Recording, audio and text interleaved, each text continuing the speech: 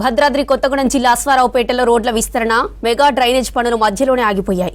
విద్యుత్ శాఖ, ఆర్ఎండ్బి అధికారుల మధ్య సమన్వయ లోపంతో ప్రజలు ఇబ్బందులు పడుతున్నారు. త్వరగా పనులు పూర్తి చేయాలంటున్నారు ప్రజలు. భద్రాద్రి కొత్తగూడెం జిల్లా అశ్వారావుపేటలో గత ప్రభుత్వ హయాంలో సెంట్రల్ లైటింగ్, రహదారి విస్తరణ, మెగా డ్రైనేజ్ నిర్మాణాలకు 18 కోట్లు మంజూరయ్యాయి. ఈ నిధులతో అశ్వారావుపేట భద్రాచలం మార్గంలో 1.5 కిలోమీటర్లు, ఖమ్మం దేవరపల్లి రోడ్డులో 2 కిలోమీటర్లు, రెండు వైపులా డ్రైనేజీ, సెంట్రల్ లైటింగ్, డివైడర్ల నిర్మాణాల పనులు మొదలుపెట్టారు.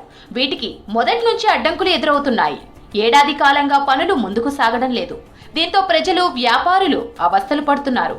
ప్రాజెక్టు తయారు చేసి ఎస్టిమేషన్ అన్ని చేసినప్పుడే డీటెయిల్ రిపోర్ట్లోనే ఫలానా రోజుకల్లా ఈ యొక్క స్తంభాలకు డిపాజిట్ చేయాలా, పూర్తి చెల్లించాలా, లేకపోతే వీళ్ళు పూర్తి చేసేటప్పటికల్లానే కానీ తీసి మరమ్మతులు చేసేటప్పటికల్లా తీసి ఎక్కడ వేయాలి, ఏ విధంగా వేయాలి ఇంతవరకు ట్రాన్స్ఫర్ వాళ్ళు చెప్పలేదు, ఈ ఆర్ఎండ్బి శాఖ వాళ్ళు చెప్పలేదు. రోడ్డు విస్తరణ, డ్రైనేజ్ నిర్మాణానికి కరెంటు స్తంభాలు, ట్రాన్స్ఫార్మర్లు అడ్డంకిగా మారాయి. వీటిని తొలగించాలని విద్యుత్ శాఖ అధికారులను కోరారు ఆర్ఎండ్బి శాఖ అధికారులు. రెండు శాఖల అధికారులు కలిసి ఉమ్మడి సర్వే చేపట్టారు.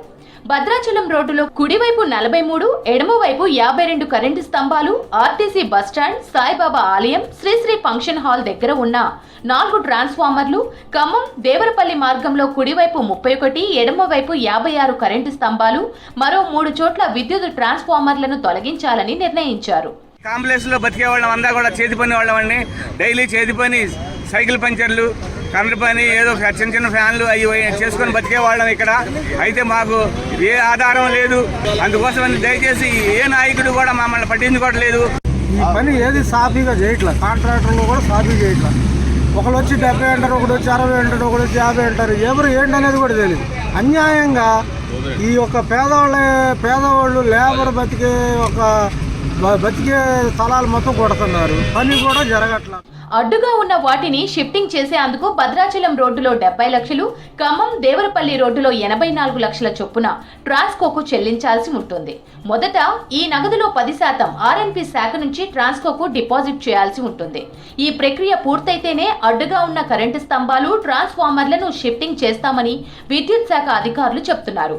విషయం ఉన్నతాధికారుల దృష్టికి తీసుకెళ్లామని, నగదు డిపాజిట్ చేయడానికి టైం పడుతుందన్నారు ఆర్ఎండ్బి అధికారులు. దీంతో డ్రైనేజీ, రోడ్డు విస్తరణ పనులు ఆగిపోయాయి. ఈ మధ్య రీసెంట్గానే ఎస్టిమేట్ ఇవ్వడం జరిగింది. దీన్ని సీ గారికి అప్రూవల్ కోసం పంపించాం. ఈ అప్రూవల్ రాగానే ఈ పోల్ షిఫ్టింగ్ కార్యక్రమం మొదలు పెడతాం. ఈ అప్రూవల్ వచ్చిన తర్వాత దీనికి 10% ఎలక్ట్రిసిటీ వాళ్ళకి సూపర్వైజన్ ఛార్జెస్ కింద కట్టాల్సి ఉంటుంది.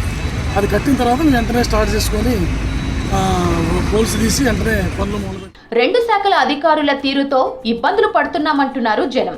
త్వరగా పనులు పూర్తి చేయాలంటున్నారు.